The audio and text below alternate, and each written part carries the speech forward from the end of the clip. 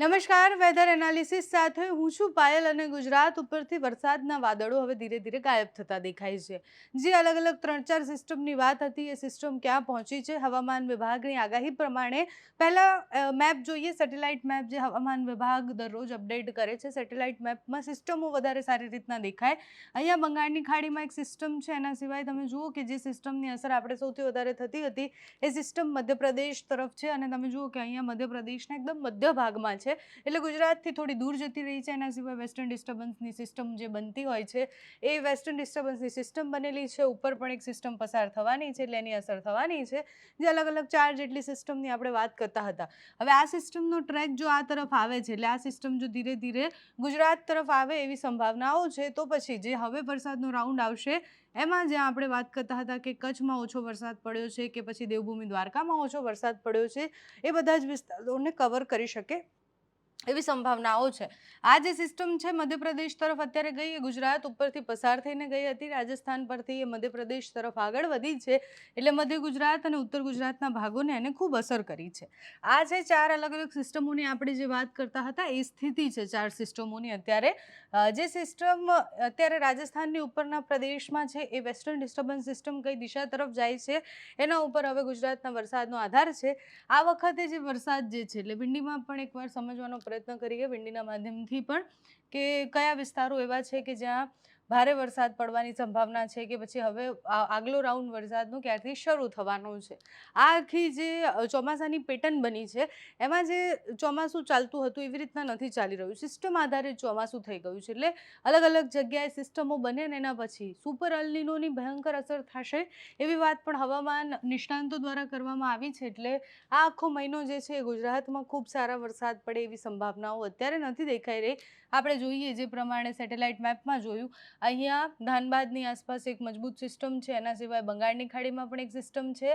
આ બાજુ નેપાળ તરફ એક સિસ્ટમ છે. સાથે જ આપણે કહ્યું હતું કે રાજસ્થાનના ઉપરના પ્રદેશ તરફ એક સિસ્ટમ બની રહી છે, એટલે ત્યાં અસર થવાની છે. અને પાકિસ્તાન તરફથી એક સિસ્ટમ આવી રહી છે, એની અસર થવાની છે.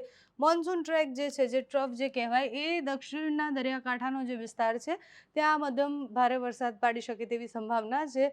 ગુજરાતમાં આજે છૂટોછવાયો મધ્યમ વરસાદ અમુક વિસ્તારોમાં પડે એવું દેખાઈ રહ્યું છે. એટલે મધ્ય ગુજરાતમાં છૂટોછવાયો વરસાદ પડે એવી સંભાવના છે. સૌરાષ્ટ્રના અમુક ભાગોમાં, દરિયાકાંઠાના વિસ્તારમાં છૂટોછવાયો વરસાદ પડે એવું લાગી રહ્યું છે. બાકી તમે જુઓ કે એ જે સિસ્ટમ ધીરે ધીરે મધ્યપ્રદેશ તરફથી આગળ વધી, એ પ્રયાગરાજ તરફ અને પછી એના પછી મહારાષ્ટ્ર તરફ જતી દેખાય છે. મહારાષ્ટ્ર તરફ આવતા એ સિસ્ટમ વધારે મજબૂત થાય છે. અહીંયા પણ એક સિસ્ટમ છે ધાનબાદમાં બનેલી એ સિસ્ટમ, એટલે ધીરે ધીરે બંને સિસ્ટમોની અસર ભેગી થશે અને પછી એ સિસ્ટમ બંગાળની ખાડી તરફ આગળ વધે એવું અત્યારે વિંડીના માધ્યમથી દેખાઈ રહ્યું છે.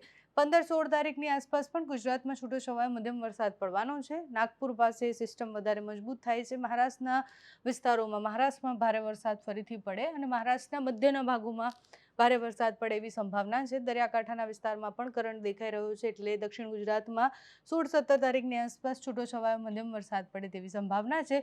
ગુજરાતમાં હવે અતિથી અતિભારે વરસાદનો રાઉન્ડ અત્યારે તો નથી દેખાઈ રહ્યો, એટલે અત્યારે ભારે વરસાદ પડે એવી કોઈ જ સંભાવના નથી. પણ આ ચોમાસું બહુ અનિશ્ચિતતાથી ભરેલું ચોમાસું હતું. આપણે જ્યારે પણ ચર્ચા કરી છે ત્યારે એક વસ્તુ ખૂબ સ્પષ્ટ છે કે એક તો સુપર અલ નીનોની અસર, એટલે એ અલ નીનોની અસર હવે ઝડપથી વધતી દેખાઈ રહી છે. પ્રશાંત મહાસાગરમાં એક સિસ્ટમ બને ને એના કારણે પછી આપણે ચોમાસામાં સિસ્ટમો બનતી અટકે ને બધા જ જે આપણે કહેવાય કે પવનો જે છે એ સિસ્ટમ તરફ જતા રહે, એટલે સુપર અલ નીનોની અસર દેખાય છે. આયોડી પોઝિટિવ થઈ રહ્યું છે, એટલે એની અસર પણ દેખાશે. એટલે સિસ્ટમો બની રહી છે. પ્રયત્ન થઈ રહ્યા છે કે બંગાળની ખાડીમાં અને અરબી સમુદ્રમાં કરંટ છે, એટલે ત્યાં સિસ્ટમો બની રહી છે, પણ એટલી મજબૂત સિસ્ટમ નથી બનતી.